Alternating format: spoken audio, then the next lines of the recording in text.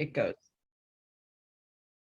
So what I'm presenting you today is a product called Telesis, which is Greek for the deliberate utilization of nature.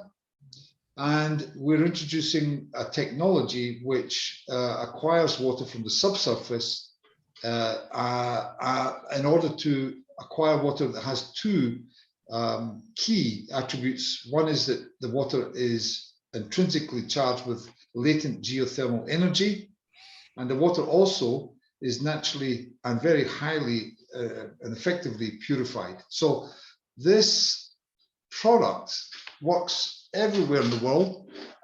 It does work in temperate northern latitudes, but it is extremely beneficial in challenging climates, which is in the title. Nature-based solution delivers green, secure, and affordable utilities in challenging climates. So this is Telesis.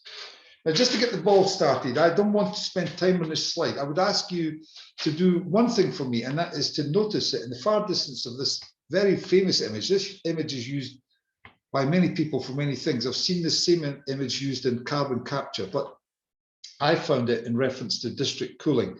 So for data centers. Now, in the distance, you can see on the horizon there's a strip of sea below the sky. And my point, and the reason I use this, is to stress that if it was that you wanted to mitigate the cost of the project, reduce the budget by dispensing with the cooling towers, you could then use the water from below this nearby sea and get the same effect of the cooling towers. And in consequence, you would reduce the capex of the project by 35%. You reduce the OPEX by a massive 60% because you no longer require makeup water. And there would be a concomitant reduction in carbon dioxide emissions. Because the water is very highly purified, naturally purified, the desalination that comes after you've harvested the energy of the seawater is done with at least 50% reduction in production costs. Now, this process is impervious to shutdown events, so it's uninterruptible, and it's connected to all the seas and the oceans of the planet, so it's inexhaustible, at least virtually. So that's the benefit of Telesis. But what is Telesis? So here we are, a little bit of an explanation here about the technology. Now, the data in this one is put together for a project I'm looking at in Brisbane, Australia. However, the concept applies anywhere. And if we start on the left-hand side, and what we've got is an array of converging subsurface drains which collect into the white box, which I'm trying to highlight now with my cursor. That white intake chamber is below the ground, so it's invisible to view, as is the drains which are in the sands of the nearby seabed. And these pipes are perforated in order to bring back the water in each one in the order of 5 to 10,000 cubic meters a day per pipe. So it's a modular system. If I have a client who needs 50,000 cubic meters a day, I know how many pipes to put in the ground. So here we have the mass flow rate is 50,000 litres per day. We put an N+1 for a redundancy benefit. We get cooling to the people who are on the receiving end of this service of 40,000 kilowatts, 40 megawatts. And we have a delta T of 23 in, 33 out, which means that when we send it to the desalination process, it's even more efficient than it would otherwise be, because warmer water desalinates with greater efficiency. But before we send it to desalination, we've utilized the energy for the purposes of cooling data centers or large greenhouses or large shopping malls or hotels or hospitals. And we dispense with the need for cooling towers that would otherwise be used in those applications. So having harvested the energy from the water, the seawater, the subsurface seawater is then sent onto the desalination. And we then look for a yield of around about 50% of the water that goes in, because that's quite a normal parameter for RO desalination. And we get 50% of that as product water, and 50% of it goes back into the sea as brine. Or does it? You see, the difference between Telesis and any other operation is that our subsurface water is so purified that we don't have any chlorine to offset biofouling. Our water is chemicals free. And when you have a chemicals free brine, the prospect of you being able to engage a commercial operation to do mineral recovery is much greater. And what we're looking to recover from the mineral, the brine, is phosphates, potassiums, magnesiums, lithium. That's the big one. And of course, common and garden table salt with high iodine content. So very healthy for you. Not the bleached crap from the Siberian salt mines. This is the real thing. So we have a very eco-friendly, nature-based process here, which gives you a great many advantages. Now, how we do it? We go into the strata below the water of the sea and above the bedrock, and we identify from geotesting of the site what is the exact nature of that sand, because we customize our system according to the geology of the actual project site.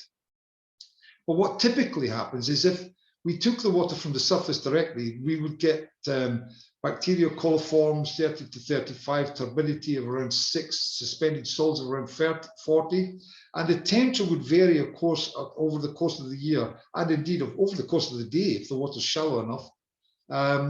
And that's problematic, having variable temperature, whereas the Telesis system is highly purified and the temperature is constant. In the case of Florida, we would expect to see water about 27 degrees Celsius every day of the year.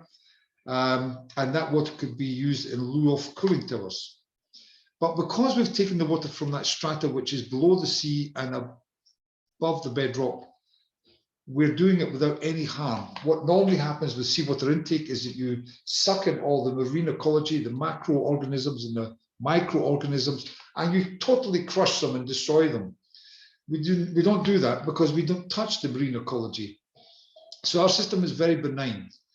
Furthermore, we don't have a brine which is loaded with carcinogenic and toxic chemicals, which does even more harm to the marine ecology because we don't have chemicals to begin with.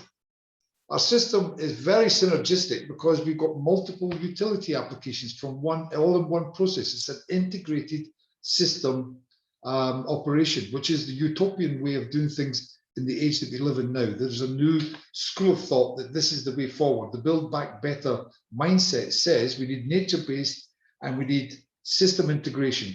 So we have a high level of synergy here. This reduces, in fact, it slashes the cost to unparalleled low levels.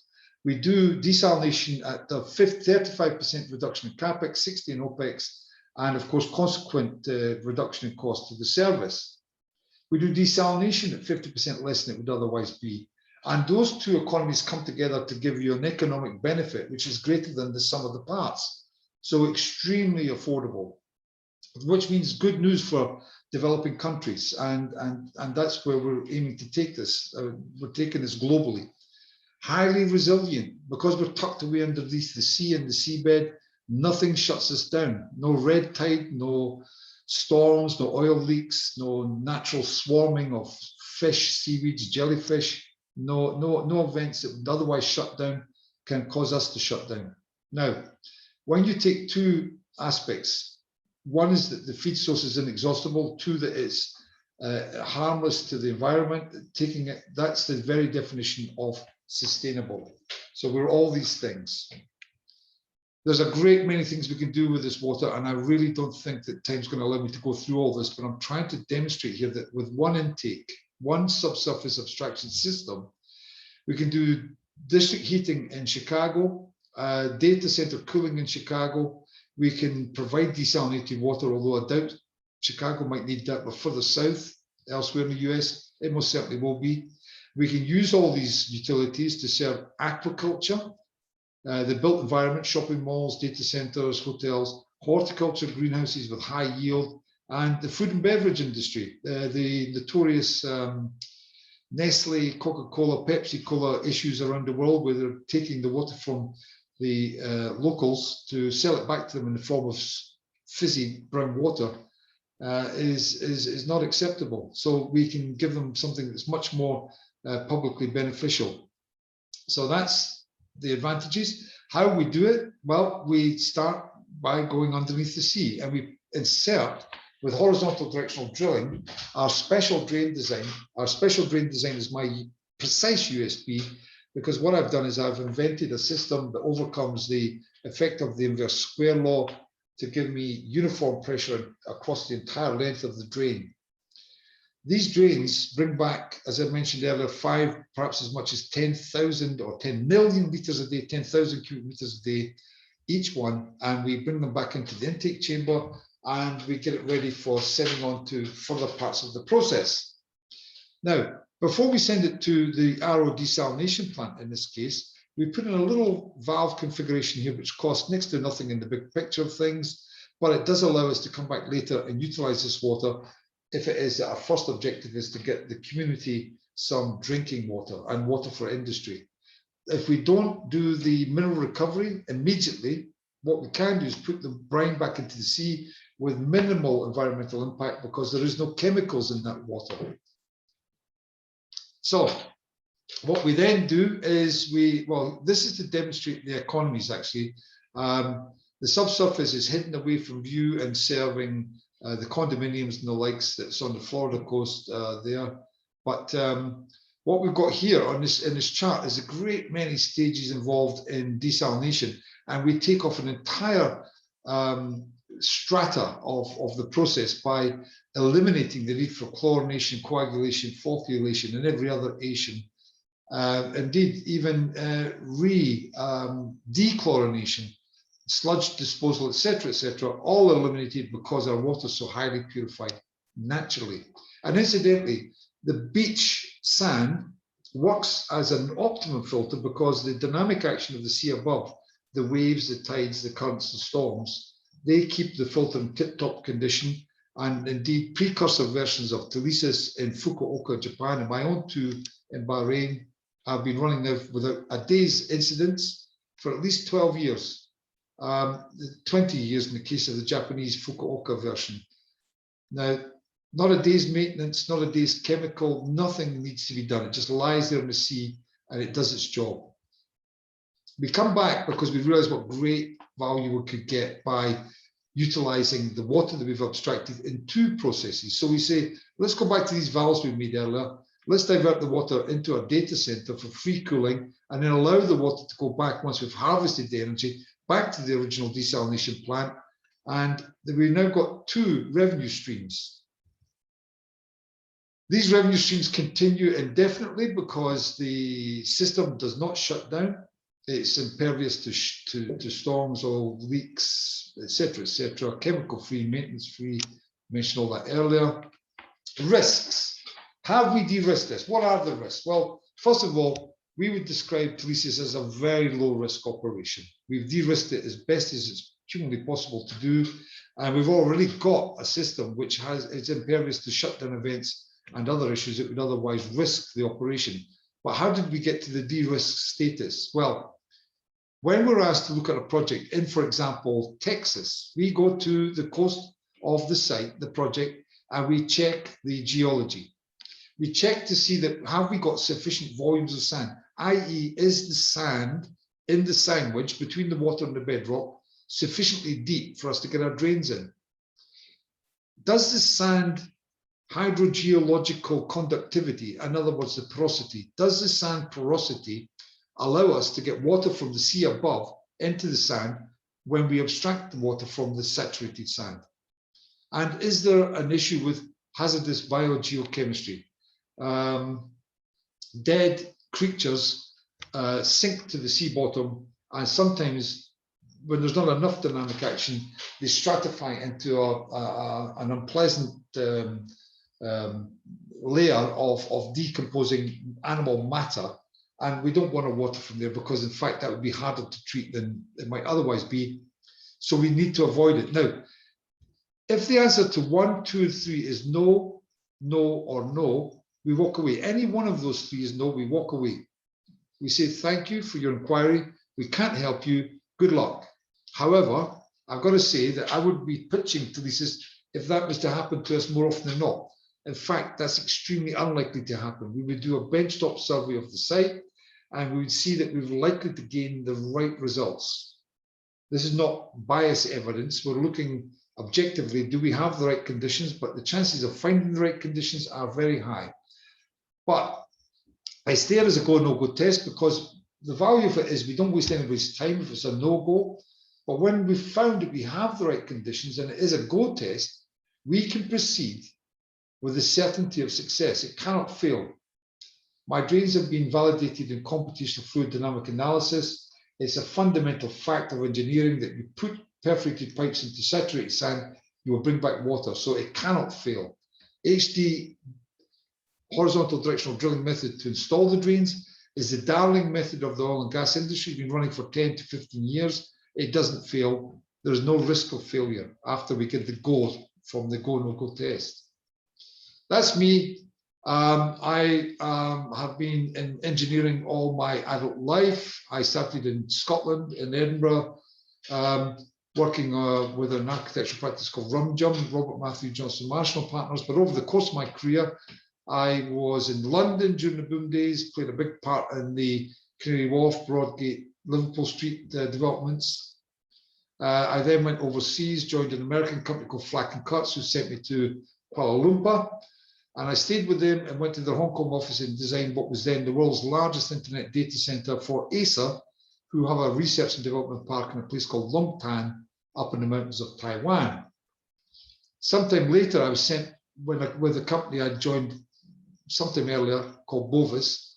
I was sent by them to Bahrain to run Durat Al Bahrain, which we installed a 100 million litre per day subsurface abstraction system, so successful that we copied it and replicated it on a second project in Bahrain called Bahrain Business Bay. Neither of these two projects would exist today if it wasn't for my implementation of what we then called beach wells. This was in the early the turn of the century, the early 2000s. And in the interim period, I have been refining and improving the technology so that today we've given it a name. It's called Telesis, and it is the next generation version of these precursor installations. We've got a smallish team presently, but they're all waiting to get started because we just started our company just 6 months ago at the end of last year, 6 COVID months ago. The gentleman on the left is Professor Tom Missimer, who sits in Florida. He's considered to be one of the world's leading hydrogeologists. And Tom is a big fan of Telesis and is ready to come on board to give us project-wise or project-specific advice as and when required. We have a legal person here who looks after international contracts. We've got marketing and business development. This is an architectural friend of mine who's busily trying to get Telesis started in Australia, which is why there was a reference to Brisbane in the presentation earlier. And this is Carsten Fischbach, who is sitting in Leipzig, Germany, waiting to get started. Carsten is one of the world's leading horizontal directional drilling exponents. He cut his teeth with Schlumberger and Herrnknecht and knows a great deal about HDD, and that's why he's on board. There's more we can do. This is just finishing this off. We could have, rather than a data center, we could do food production, depending on the needs of the community. But we can do other things for decentralized utilities. We can do electricity generation. We use either waste to energy from incineration, or we use heat from solar captures in terms of salt heat sinks, or we can use something called desalinated gradient power. Either way, we offer the cold sink side of the operation, and we can make that quite viable. So there's many, many applications. These are some of the people, we work by partnering, and these are some of the people we're partnering with. Turboden do what's called organic Rankine cycle generators. They're actually part of Mitsubishi, but they're called Turboden in their Italian offices. And they're the ones who sell the generators or come and put them together and commission them. Viridor is one example of a heat waste to energy company that we work with, because we use the waste heat to make desalinated water through MED. We have another partner there called Avect, a Dutch company that we tend to use a bit more often than this people at Viridor. And of course, then there's the drinking water side of it, which we deal with. Although we don't do desalination, we buy other people's desalination. We don't pretend to be expert in it. We would go to IDE, Veolia, Suez, and any number of people, Acciona, and buy their products to benefit from our very highly purified feed source. So we get to the same end result. but we don't do the desalination per se. This is a reference to the mineral recovery. Salt, just salt. Forget the lithium, potassium, magnesium, and phosphate for now, and all the advantages that would have to farming. We'll think of it just as a salt production. This is the kind of values we get for salt brought from the brine. And with that value that's there, and I believe we're looking at $100 for 100 tons or something like that. When I did the arithmetic, it's $100 per ton, yeah. And it says here, the kind of level that Telesis operates at, we're looking at a revenue of around $1 million per annum. So that's enough to induce somebody to come in and take care of that, because I'm not interested in that as a commercial proposition. I'd rather leave that to the experts. But what it does do is it brings together an entire range of services which ends in zero liquid discharge, meaning we have no environmental impact whatsoever. That's pretty much Telesis, and that's my presentation. Thank you very much. How was that, Mary?